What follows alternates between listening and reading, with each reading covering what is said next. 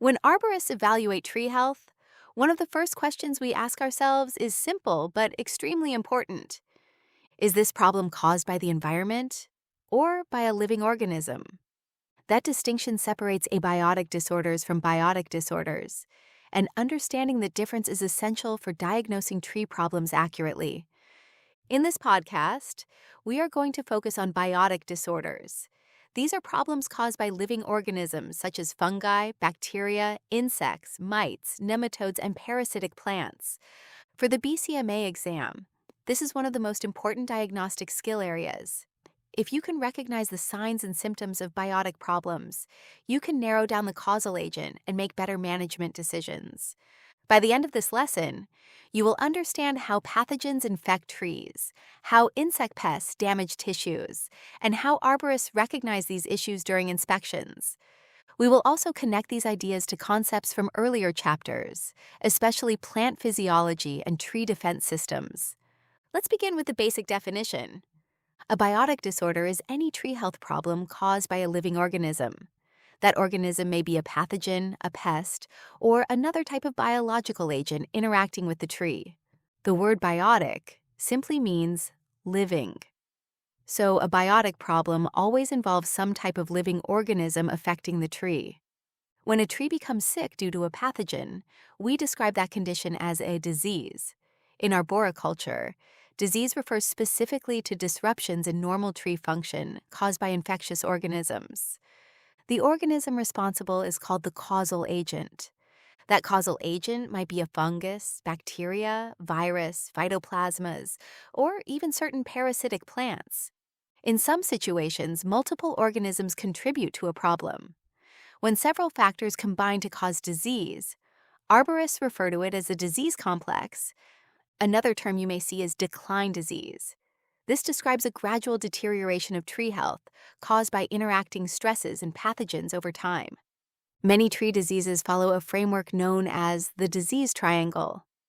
The disease triangle explains that three conditions must exist for disease to develop: a susceptible host, a virulent pathogen, and an environment favorable for infection.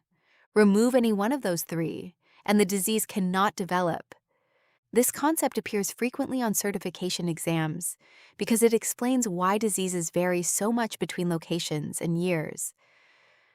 Let's shift now to one of the most common pathogen groups affecting trees: fungi. A fungus is a microorganism that grows through microscopic filaments called mycelium. This network of mycelium spreads through plant tissue, extracting nutrients. Fungi reproduce using spores. A spore functions somewhat like a seed, capable of dispersing and starting a new infection. Those spores may be produced in a visible fruiting body. Fruiting bodies are reproductive structures where spores develop and are released. Once spores land on a susceptible plant surface, they can germinate and form new fungal growth. In plant pathology, the initial infectious material is called inoculum. Inoculum may consist of spores, fragments of mycelium, or other propagules capable of initiating infection. Arborists often recognize fungal diseases through characteristic symptoms and signs. Symptoms are the plant's response to infection. Signs are the physical presence of the pathogen itself. For example, a leaf spot is a symptom, while fungal mycelium growing on the leaf would be considered a sign. Now let's look at some common fungal disease types arborists encounter. Anthracnose is a group of fungal diseases that cause irregular lesions and blotches on leaves, often along veins. These diseases are common on shade trees like sycamore, oak, and dogwood. Powdery mildew is another well-known fungal disease, easily recognized by its white powdery fungal growth on leaf surfaces. Rust diseases produce bright orange or yellow spores. Many rust fungi require two hosts to complete their life cycle. The secondary plant is called an alternate host. Another important fungal disease symptom is canker formation. A canker is a localized area of dead bark and cambium tissue. The infected area may expand over time, forming elongated or sunken lesions. Some fungi produce a target canker pattern, where concentric rings form as the pathogen advances through the tissue. Inside infected wood, arborists may observe vascular discoloration, where the conductive tissues appear darkened. Certain fungi also cause vascular wilt diseases. These pathogens invade the xylem, blocking water transport and causing rapid wilting. Examples include Dutch elm disease and oak wilt. These pathogens often produce spores that move between trees with the help of insect vectors. A vector is any organism that carries and transmits a pathogen from one host to another. Insect vectors play a major role in spreading many tree diseases. Now let's talk about bacterial diseases. Bacteria are single-celled microorganisms that reproduce rapidly inside plant tissues. Unlike fungi, bacteria do not produce spores or mycelium. Instead, they multiply within plant cells and vascular tissues. Bacterial infections often cause water-soaked lesions, gummosis, or internal vascular discoloration. In some species, bacterial infection can trigger epinasty, where leaves or shoots bend downward due to hormonal disruption. Now moving even smaller, we have viruses and phytoplasmas. A virus is an extremely small infectious particle that hijacks plant cells to reproduce. Phytoplasmas are bacteria-like organisms that live inside plant vascular tissue. Both viruses and phytoplasmas are typically transmitted by insect vectors. These diseases often produce distinctive symptoms, such as yellows, stunting, chlorosis, or witch's broom. Witch's broom occurs when numerous shoots develop from a single point, creating a dense cluster of branches. Another parasitic plant arborists encounter is mistletoe. Mistletoe attaches to host branches and extracts water and nutrients. Over time, heavy infestations can weaken trees. Now let's shift into insect pests. In arboriculture, a pest is any organism that causes damage to a plant. Many pests belong to the group arthropods, which includes insects and mites. An herbivore is any organism that feeds on plant tissue. Most insect pests fall into 3 feeding categories. Chewing insects consume plant tissue directly. Caterpillars are a common example. A caterpillar is the larval stage of butterflies and moths. Larvae are immature insects that look very different from the adult stage. Many chewing insects cause defoliation, where large portions of leaves are eaten. Another group includes piercing and sucking insects. These insects insert needle-like mouthparts into plant tissue to extract sap. Common examples include aphids, mealybug species, and scale insects. Piercing and sucking insects often produce honeydew, a sugary waste product. Honeydew can lead to the growth of sooty mold, a dark fungal coating on leaf surfaces. Another symptom of piercing feeders is stippling. Stippling appears as tiny pale dots on leaves caused by repeated feeding. Mites are another major pest group.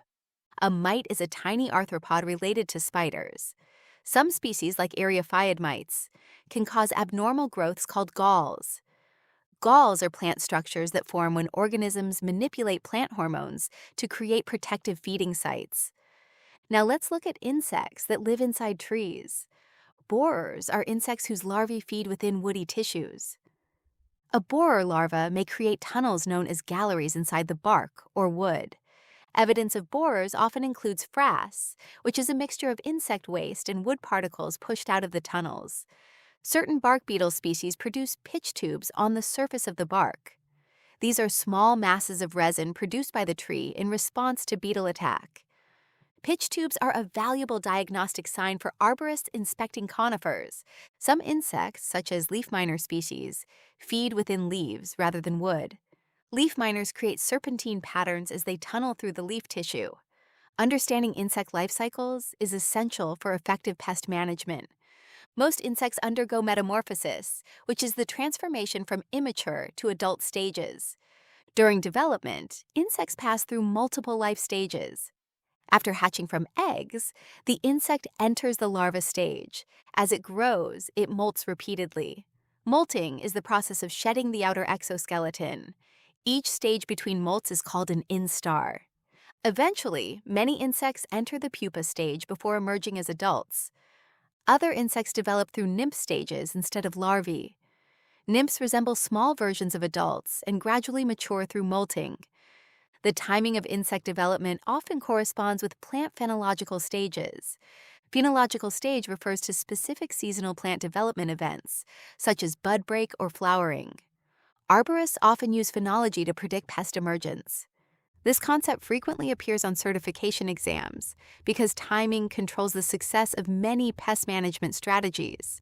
For example, insect growth regulators are pesticides designed to disrupt molting or development in immature insects.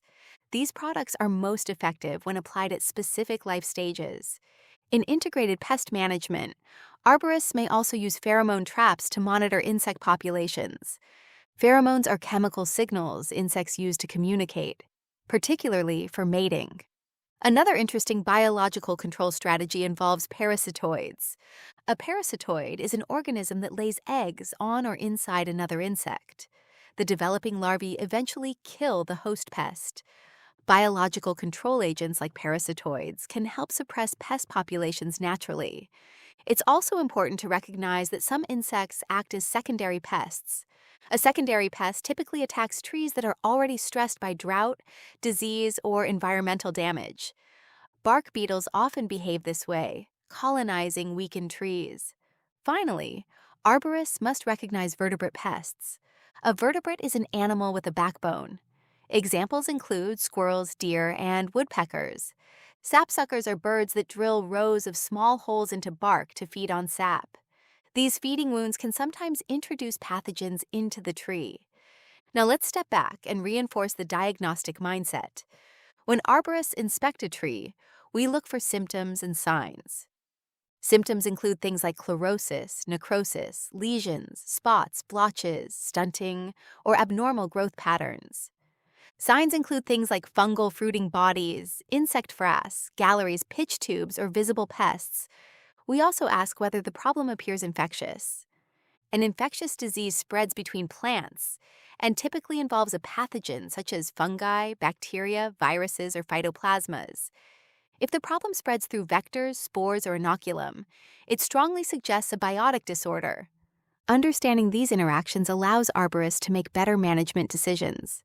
And for the BCMA exam, recognizing the difference between symptoms, signs, pathogens, pests, and vectors is absolutely essential.